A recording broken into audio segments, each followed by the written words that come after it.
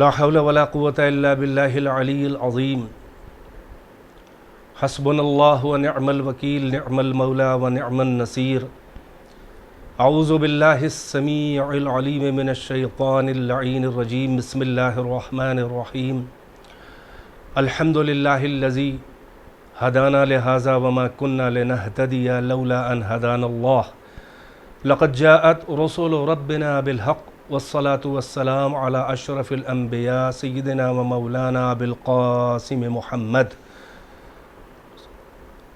وآله الطيبين الطاهرين المعصومين واللعنة الدائمة الباقية على أعدائهم أجمعين من الآن إلى قيام يوم الدين. أما بعد، فقد قال رسول الله صلى الله عليه وآله وسلم: فاطمة بضعة مني من آذاها فقد آذاني.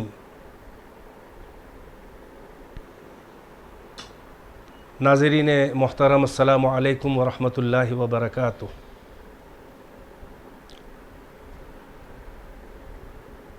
مومنین کرام،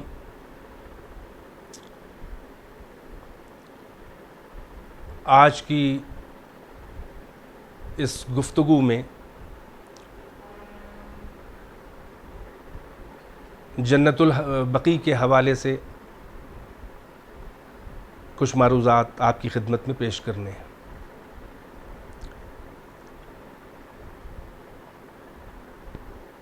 صدیقہ طاہرہ آیت اللہ الکبریٰ فاطمۃ الزہرا صلوات اللہ علیہا وعلی ابیہا وبعلہا وبنیہا، آپ کی مظلومانہ شہادت اور آپ کی حیات طیبہ میں آپ کے فضائل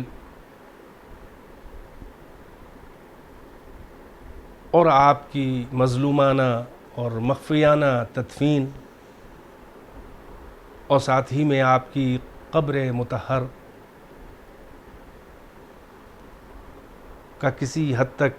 مخفی ہونا، اور پھر آپ کی شہادت کے بعد بھی امت کا آپ کے ساتھ ظلم روا رکھنا،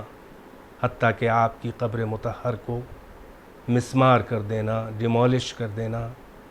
منہدم کر دینا، چند منٹ کی گفتگو اس بات پہ کرنی ہے۔ آپ کی خود کی زندگی جو تھی وہ عزلت گزینی، یعنی تنہائی، ایسی تنہا کہ جس کو تنہا کر دیا امت کے بے وفاؤں نے، جسے آپ آئسولیشن کہہ لیں۔ یہ دور کورونا وائرس، اس کی بیماری کا چل رہا ہے، جو اپنی جھپیٹ میں اور اپنے اثر میں پوری روئے زمین کہ تقریباً ہر ملک کو لے چکا ہے، اور بلا تفریق ادیان و مذہب و ملت ہر ایک اس بیماری سے، یعنی ہر قوم میں کچھ نہ کچھ لوگ دو چار ہیں، اور دسیوں ہزار بلکہ لاکھوں اموات بھی ہو چکی ہیں، جس میں ڈاکٹرز کا یہ کی نصیحتیں ہیں، طبی ان کی ہدایات ہیں کہ آپ کوارنٹائن اپنے کو کریں اور آئسولیشن میں رہیں اور دور رہیں آپ معاشرے سے۔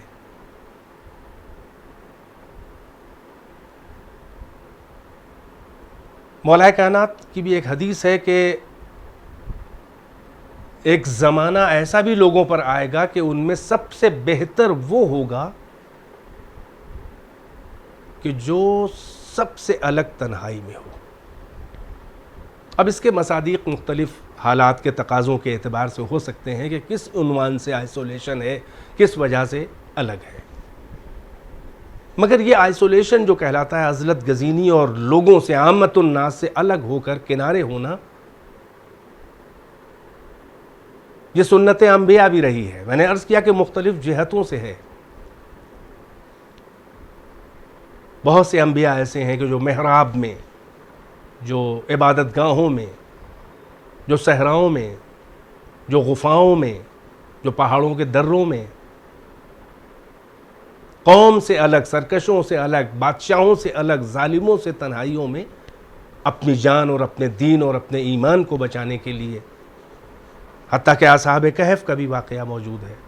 وہ بھی اپنے ایمان کو اور اپنی جان کو بچا کر غفا میں جا کے سو گئے، جو سورہ کہف میں جس کا واقعہ موجود ہے۔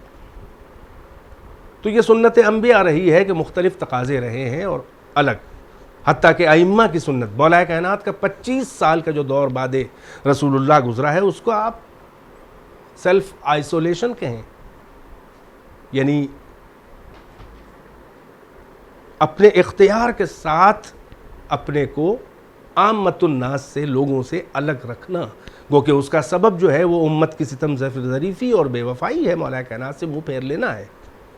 اور اہل بیت کا صدیقہ طاہرہ بھی اسی میں شامل ہے، اسی میں امام حسن و حسین بھی شامل ہے، اس میں اور بھی کئی بنی ہاشم شامل ہیں کہ جن کا بائیکاٹ کیا گیا۔ اس سے پہلے رسول اللہ کے زمانے میں بھی آپ دیکھ لیجئے، جو شعب ابی طالب میں، کہ جس میں قریش نے سماجی اور اقتصادی اور مذہبی اور دینی بائیکاٹ رسول اللہ کا کیا تھا، جس میں ام المومنین مادر صدیقہ طاہرہ ملکۃ العرب حضرت خدیجہ بنت خویلد بھی ساتھ میں شریک رہی ہیں، اور اسی جہاں فاقے کیے ہیں، جہاں پتے اور گھاس بھی کھانی پڑی ہے، وہ ملکۃ العرب کے جس نے اپنے احسان سے اسلام کو، مسلمانوں کو پال دیا، کہ جس کے احسان کا ذکر اللہ نے وَوَجَدَكَ عَائِلًا فَأَغْنَى، اپنے رسول پہ احسان جتایا کہ آپ کو ضرورت مند، نیاز مند پا کر کے آپ کے اللہ نے آپ کو بے نیاز نہیں کیا۔ وہ خدیجہ کبریٰ بھی انہوں نے فاقے کیے ہیں، اور یہ آئسولیشن امت کے ظلم کی وجہ، قریش کے ظلم کی وجہ، مکے والوں کے ظلم کی وجہ سے ہوا، مگر اس کی ایک مصلحت ہے، یعنی جواز اس کا ہونا چاہیے، گو کہ جہتیں اور پہلو الگ ہو سکتا ہے۔ پھر مولا کائنات کا 25 سال کا دور، اور پھر صدیقہ طاہرہ کا اپنے بابا کی وفات کے بعد، آپ کے اپنے بابا کی شہادت کے بعد آپ کے ساتھ جو زیادتیاں ہوئی ہیں، وہ بھی ایک آئسولیشن ہے، وہ بھی ایک عزلت گزینی ہے، وہ بھی ایک تنہائی ہے۔ مگر میں نے عرض کیا کہ کورونا کی وجہ سے انسان اپنے اختیار سے یا حکومت کے احکام کی وجہ سے، جو پابندیاں ہیں، سختیاں ہیں، انسان اپنی جان کو بچانے کے لیے اپنے کو آئسولیٹ کر رہا ہے، مگر یہ آئسولیشن اور ہے، اس میں کرب نہیں ہے، اس میں روحانی اذیت نہیں ہے، اس میں ذہنی اذیت نہیں ہے، تھوڑا سا ہے الگ رہ جانا، الگ ہونا، ملنا پانا، مگر جدید وسائل ٹیکنالوجی کے فون ہے، ویڈیو کال ہے، وغیرہ وغیرہ ہے، اور اتنی بھی پابندی نہیں ہے کہ اشیاء خوردنی نہ ہوں، جو روزمرہ کی ضروریات ہیں، جو ایسنشل چیزیں ہیں، سروسز ہیں، وہ نہیں رکی ہوئی ہیں۔ مگر آپ اندازہ لگائیں کہ اہل بیت اطہار کا آئسولیشن کہ امت کی بے وفائی کی وجہ سے تھا، جس میں سب سے پہلے خود مولا کائنات ہے اور صدیقہ طاہرہ ہے۔ پھر ائمہ کا بعد میں ہمارے قیدوں میں رہنا، بنی امیہ کے دور میں، بنی عباس کے دور میں، خود 7ویں امام کا، کہ جن کے لیے میر انیس کا مصرع ہے کہ مولا پا انتہائی اسیری گزر گئی، زندان میں جوانی و پیری گزر گئی۔ کہاں وہ آئسولیشن، کہاں یہ آئسولیشن؟ ہم پر کھانا پانی تو نہیں بند ہے نا، ہم پہ دوا تو نہیں بند ہے نا، ہم کسی سرداب اور کسی ہم بیسمنٹ میں کہ جہاں پر چھت اتنی نیچی ہو کہ کھڑے بھی نہ ہو سکتے ہیں رکوع کی حالت میں، تو وہ سب اپنی جگہ پر ہے، مگر وہاں پر کیا ہے؟ وہ امت کا ظلم ہے، وہ امت کی زیادتی ہے۔ اسی زیادتی میں وہ صدیقہ طاہرہ، وہ مظلومہ کائنات، کہ جو اپنے بابا کے بعد ان امت کی بے وفائیوں کے نتیجے میں، وہی کیا کم تھا کہ دروازے پہ کھڑے ہو کر بے احترامی کرنا۔ فقط یہ دھمکی بہت بڑی توہین ہے صدیقہ طاہرہ کی، اس در کی توہین ہے کہ کہا جائے کہ ہم جلا دیں گے گھر کو، اور کوئی کہے کہ اس میں تو فاطمہ ہے، تو دھمکی دینے والے وہ اوباش، وہ ظالم، وہ سنگ دل، کہ جنہوں نے کلمہ پڑھا تھا رحمت للعالمین کا، اور ان کی شہزادی اکلوتی بیٹی کے لیے کہہ رہے ہیں کہ فاطمہ ہیں تو ہوں گی، یعنی ان کے ساتھ جلا دیں گے۔ پھر صدیقہ کے کہنے پر کہ اس گھر کو جلا دو گے، اس میں تو پیغمبر کے چھوٹے چھوٹے پھول حسن اور حسین ہے، کہا ان کے ساتھ جلا دیں گے۔ یہ صدیقہ طاہرہ کی مظلومیت ہے، اور پھر اسی کے بعد دھمکی فقط دھمکی نہیں تھی بلکہ شعلے بلند ہو گئے اور دیوار اور در کے درمیان یا دروازہ ہی آپ کے اوپر آ کے گرا اور آپ کا بچہ حضرت محسن علیہ السلام قبل ولادت ہی شہید ہو گئے۔ یہ فاطمہ کی پسلیاں شکستہ ہوئیں۔ یہ ایک طرف مظلومیت ہے، مگر اس جسمانی مظلومیت اور جسمانی اذیت سے کہیں بڑھ کے وہ روحانی اذیت صدیقہ طاہرہ کو تھی کہ نہ انصار ساتھ دے رہے ہیں، نہ مہاجرین ساتھ دے رہے ہیں، اکیلے علی گھر میں بیٹھے ہیں جس کی تلوار سے اسلام اپنے پاؤں پہ کھڑا ہوا ہے، وہ نگہبان اور وہ چمنستان اسلام کا مالی جو رسول اللہ کا جو تھا وہ دست و بازو تھا اور آپ تھا، وہ گھر میں بیٹھا ہے۔ یہ فاطمہ کے مصائب کم نہیں تھے، شاید اسی لیے صدیقہ طاہرہ کو کہنا پڑا کہ صبت علیہ مصائب لو انہا صبت علی الیام سرنا لیالیا۔ اے بابا، جتنے مصائب جتنی مصیبتیں آپ کے بعد مجھ پر پڑی ہیں، اگر چمکتے ہوئے روزہ روشن پہ پڑتی تو وہ تاریک راتوں میں بدل جاتی۔ یہ صدیقہ طاہرہ یہ اس وقت کا مرحلہ ہے کہ جب تختہ غسل کے اوپر علی کے جیسے بہادر کے چیخ نکل گئی تھی کہ جب پسلیاں ٹوٹی ہوئی دیکھی ہیں شکستہ اور آپ کے بازوؤں پہ نیل دیکھے ہیں علی نے، اس وقت تو فاطمہ جو دفن کر دی گئیں غربت کے عالم میں، کہ یہ بھی وصیت تھی کہ یا علی دفنی باللیل، اے علی ہم کو آپ رات میں دفن کیجئے گا۔ علی نے وصیت پہ عمل کیا۔ کیا ماحول ہوگا وہ ایک عزلت گزینی اور وہ امت کی بے وفائی میں جو الگ تھلگ اہل بیت ہو گئے تھے، اور اب اس پر سے ستم بالائے ستم یہ ہے کہ صدیقہ کے دفن کی اطلاع بھی نہیں کی جا سکتی۔ کیا خطرہ تھا پیغمبر کی اکلوتی شہزادی کو کہ رات میں دفن کرنے کی وصیت اور عام امت کو، عام صحابہ کو خبر بھی نہ ہونے پائے۔ یہ کوئی معمولی وصیت نہیں ہے۔ ہاں، یہی سبب ہے کہ سسکتے ہوئے اپنے گریہ کو ضبط کرتے ہوئے چھوٹے چھوٹے بچے ساتھ میں جا رہے ہیں اور رات کی تاریکی میں صدیقہ کو دفن کیا گیا۔ مولا کائنات نے قبر میں اتارتے ہوئے یہی مرثیہ پڑھا تھا کہ یا رسول اللہ، علی آپ سے شرمندہ ہے کہ آپ نے فاطمہ کو صحیح و سالم دیا تھا، مگر جب آپ کے حوالے کر رہا ہوں تو آثار ضعیفی ہیں اور فاطمہ کا جسم سالم نہیں ہے۔ پھر قبر برابر کر کے جو ایک بار تصورات میں علی کھوئے اور پھر تنہائی کا جو شدت سے احساس ہوا تو مرثیہ پڑھا کہ اپنی بیوی سے مخاطب کر کے قبر کو برابر کر کے کہ فَأَمَّا لیلی فَمُسَحَّد وَأَمَّا حُزْنِي فَسَرْمَد۔ اے بی بی، اے صدیقہ، اے پیغمبر کی جگر گوشہ، اے میری تنہائیوں کی شریک، اے میری غم گسار، میری راتیں تو وحشت میں گزریں گی اور میرا غم سرمد ہے جو کبھی ختم ہونے والا نہیں ہے۔ ہاں، عزاداران صدیقہ طاہرہ کو شہادت کے بعد بھی روحانی اذیتیں دی گئیں۔ قبروں سے متعلق احکام ہیں، نبش قبر منع ہے۔ صدیقہ طاہرہ وہ مظلومہ ہے کہ جس کی قبر کو چھپانا پڑا ہے۔ کیا خطرہ تھا امت سے صدیقہ طاہرہ کو؟ اسی لیے آپ کی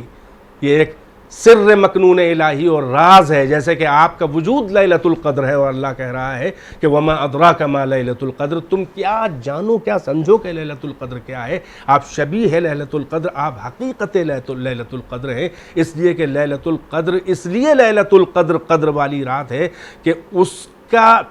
وہ ظرف زمان بنی ہے نزول قرآن صامت کا، اور فاطمہ اس لیے لیلۃ القدر ہیں کہ یہ ظرف مکان ہے نزول قرآن ہائے ناطق کا، یعنی 11 قرآن ناطق جس آغوش میں ہیں ان کے بیٹے ائمہ وہ صدیقہ طاہرہ ہیں۔ صدیقہ طاہرہ کا یہ معیار اور یہ فضیلت ہے، مگر مظلومیت یہاں تک فضیلت، یعنی عجب یہ شخصیتیں ہیں اہل بیت کے کہ جن کے فضائل میں مصائب ہیں، جن کے مصائب میں بھی فضیلتوں کے گوشے ہیں۔ صدیقہ طاہرہ کیونکہ لیلۃ القدر ہے، یہ ایک راز ہے اللہ کا، یہ سر مستودع ہے۔ روایات میں آپ کی زیارت میں بھی آیا ہے ویسے ہی آپ کی قبر بھی راز ہے۔ روایات میں 3 طرح کی روایات ملتی ہیں۔ ایک روایت ہے دفنت فی بیتہا، آپ اپنے گھر میں دفن کر دی گئیں۔ ایک روایت یہ ہے جو اشارہ ہے، پیغمبر کی حدیث ہے کہ ما بین قبری و ممبری روضۃ من ریاض الجنہ، میری قبر اور میرے ممبر کے درمیان جنت کے باغوں میں ایک باغ ہے۔ علماء اور لہجہ اہل بیت پہچاننے والوں نے فرمایا ایک رمز اور راز ہے، پیغمبر اشارہ کر رہے ہیں کہ میرے قبر و ممبر کے درمیان ایک جنت کا باغ ہے، یعنی ممکن ہے کہ صدیقہ وہاں دفن ہوں۔ مگر جو زیادہ تر قوی اور صحیح روایات موجود ہیں اہل بیت اور ائمہ سے، وہ جنت البقیع کے سلسلے میں ہے کہ جہاں پر آپ کے 4 بچے بھی دفن ہیں۔ امام حسن علیہ السلام بھی دفن ہیں، امام زین العابدین علیہ السلام، امام محمد باقر علیہ السلام، امام جعفر صادق علیہ السلام۔ مگر یہ جو شروع سے آل محمد پہ ظلم روا رکھا گیا، وہ حسبنا کتاب اللہ کا نعرہ، وہ اطرت کی اہمیت دنیا کی نظر میں کم کرنا اور دین اور اسلام اور شریعت سے اور اللہ اور رسول اور قرآن سے ان کو الگ کر کے ایک عام انسان اور امتی کی طرح دیکھنے کا نتیجہ یہ ہوا کہ جو ظلم زندگیوں میں برداشت کیے ہیں اہل بیت نے، اس کے بعد ان کی قبروں کے ساتھ بھی وہ ظلم ہوئے ہیں۔ یہ فاطمہ زہرا صدیقہ طاہرہ، یہ وہ قبر ہے کہ جس میں فاطمہ دفن ہے، اور تقریباً 1 صدی پہلے 1925 میں یہ فرقہ وہابیہ کے موجد ابن تیمیہ کے عقائد اور نظریات پہ جو مذہب بنا وہابیوں کا، سلفیوں کا، یہ فتوے دیے گئے، اور یہ شاہ سعود کے زمانے میں صدیقہ طاہرہ کی قبر کو مسمار کر دیا گیا، یعنی کوئی اہمیت نہیں ہے، یعنی قبر کا کوئی احترام نہیں ہے۔ اور فتویٰ یہ کہ قبر بنانا حرام ہے، قبر کا احترام کرنا حرام ہے، قبر کی زیارت کرنا حرام ہے۔ حرام ہے تو پیغمبر اکرم کے مزار مقدس آپ کی قبر کو مسمار کرو۔ یہ گنبد خضرا کس لیے ہے؟ یہ کمائی کی وجہ سے ہے نا، حرام ہے۔ اس کو بھی گرانے کا پلان رہا ہوگا، اس کو صنم اکبر کہا تھا اس کے مفتی نے، عبدالعزیز نے صنم اکبر کہا تھا۔ یہ سب سے بڑا بت ہے یہ مزار رسول، یہ قبہ رسول اللہ۔ ہم تو جب جانتے جو بہت بڑے تم سپر توحیدیے تھے، تم بہت بڑے توحید کے علم بردار تھے، کچھ بھی ہوتا تم گرا کے رہتے، اس لیے کہ بدعت اور ضلالت جو ہے وہ کبھی بھی ہدایت سے بدلتی نہیں ہے مجبوری میں۔ اگر ہے حرام تو اس کو گرا کے دیکھو، اور تمہارے اگر مجال ہو تو گرا کے دیکھو، پھر دیکھو عالم اسلام و مسلمانوں کے درمیان تمہاری حیثیت کیا ہے، تمہاری اوقات کیا ہے۔ لہٰذا حرام ہے تو اس کو بھی گراؤ، مگر صدیقہ طاہرہ کے مزار کو گرا دیا۔ بس عزیزوں، میں بات کو تمام کر دیتا، مگر فقط اس اشارے کی طرف ایک اشارہ کر دوں، وہ یہ کہ یہ کہنا غلط ہے کہ وہ مردہ ہو گئے۔ عام قبروں کی بھی زیارت کا جواز ہے، اہل قبور کو سلام کرنے کا جواز ہے۔ حتیٰ کہ ابن باز نے کا بھی یہ فتویٰ ہے، سعودی کا بہت بڑا مفتی، کہ جس نے کہا کہ رسول اللہ کی قبر کے پاس سلام کرنا جائز ہے، اور رسول اللہ جواب دیتے ہیں، یعنی اللہ ان تک سلام تمہارا پہنچاتا ہے، رسول جواب دیتے ہیں۔ تو یہ تو حیات کی علامتیں ہیں، جواب دینا، سننا تو حیات کی علامتیں ہیں۔ کون کہتا ہے مردہ ہیں؟ شہداء زندہ ہیں تو جو شہیدوں کے سردار ہیں وہ کہاں سے مردہ ہو جائیں گے؟ صدیقہ طاہرہ شہیدہ ہے، شہید علی الخلق بھی ہیں اور شہیدہ بھی ہیں صدیقہ طاہرہ۔ چنانچہ اور یہ وہ کون گھر ہے؟ یہ زندہ ہیں، قبر میں ہیں اس وقت اپنے گھر میں تھیں کہ جہاں پر آپ کی شہادت واقع ہوئی، اس وقت قبر میں ہیں۔ اور قرآن سورہ نور کی آیات میں یہ فرما رہا ہے کہ اللہ نور ہے، وہ پوری تمثیلات کے بعد پھر آخر میں اللہ فرما رہا ہے فی بیوت اذن اللہ ان ترفع ویذکر فیہ اسمہ ویسبح لہ بالغدو والآصال۔ یہ اللہ کا نور کہاں ہے؟ فی بیوت، کچھ ایسے گھروں میں ہے کہ اللہ کا حکم ہے کہ ان گھروں کی عظمت کا اعتراف کیا جائے، انہیں بلند کیا جائے، ان کو بعظمت مانا جائے، ان کی تعظیم کی جائے۔ یہ کون سے گھر ہیں؟ روایت ہے حضرت ابو بکر نے جب یہ آیت نازل ہوئی، پیغمبر نے سنایا تو حضرت ابو بکر نے سوال کیا، یا رسول اللہ کیا یہ انبیاء کے گھر ہیں؟ یہ کس کے گھر ہیں؟ تو پیغمبر نے کہا کہ یہ انبیاء کے گھر ہیں۔ تو ابو بکر نے پوچھا علی و فاطمہ کے گھر کی طرف اشارہ کر کے کہ کیا یہ گھر بھی انہی میں سے ہے؟ تو آپ نے فرمایا کہ ہاں یہ گھر انہی میں سے ہے اور ان گھروں میں سب سے افضل یہ گھر ہے۔ یہ موجود ہے اہل سنت کی مختلف کتاب معتبر ترین کتابوں میں کہ علی و زہرا کا گھر انبیاء کے گھروں سے افضل ہے، اور بنص قرآن فی بیوتن، یہ وہ گھر ہیں اذن اللہ ان ترفع، کہ جن اللہ کا حکم ہے کہ جن کی عظمت، جن کو رفیع کیا جائے، بلند کیا جائے، ان کا احترام کیا جائے۔ کیوں؟ رجال لا تلہیہم تجارت ولا بیع عن ذکر اللہ، اس میں ایسے لوگ رہتے ہیں کہ ذکر خدا سے جن کو تجارت و بیع اور دنیا کے امور غافل نہیں کر سکتے۔ تو جب تک اہل بیت اپنے گھروں میں ہیں اس وقت بھی ان کا گھر، ارے وہ نہیں، وہ تو ہیں قابل احترام، ان کا گھر قابل احترام ہے، اور جب ان کی شہادت اور وفات ہو جائے تو وہ اپنی قبروں میں بھی زندہ ہیں اور قابل احترام ہیں۔ اب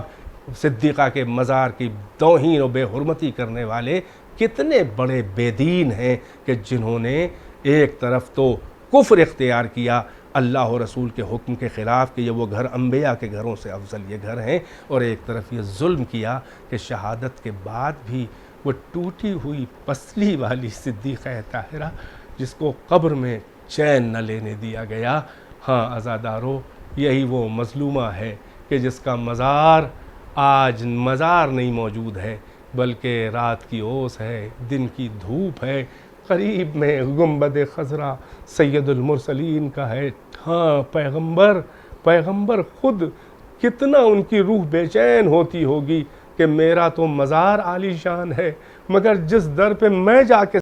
کرتا تھا، جس در پہ جبرائیل نازل ہوتا تھا، جسے اللہ کا سلام، جو عصمت و طہارت کا مرکز ہے، جو سیدہ نساء عالمین ہے، جو میرا جز ہے، جو میری رسالت میں صنف نسواں کے لیے نمائندہ ہے، وہ بی بی میری بیٹی، وہ میری پارہ جگر، اس کے مزار کا نشان بھی مٹانے کے در پہ ہیں۔ خداوند عالم سے دعا ہے پروردگارہ اس ظالم حکومت کو نیست و نابود فرما، اور شیعان اہل بیت کو اتنی ہمت اور قدرت دے کہ وہ اپنے پیسوں سے سب آمادہ ہیں، بس ادھر سے ظالم حکومت کی اجازت ملے تو کم سے کم ویسا مزار بنائیں کہ جو صدیقہ طاہرہ کے شایان شان ہو۔ الا لعنت اللہ علی القوم الظالمین فسیعلم الذین ظلموا ای منقلب ینقلبون۔ والسلام علیکم ورحمۃ اللہ وبرکاتہ۔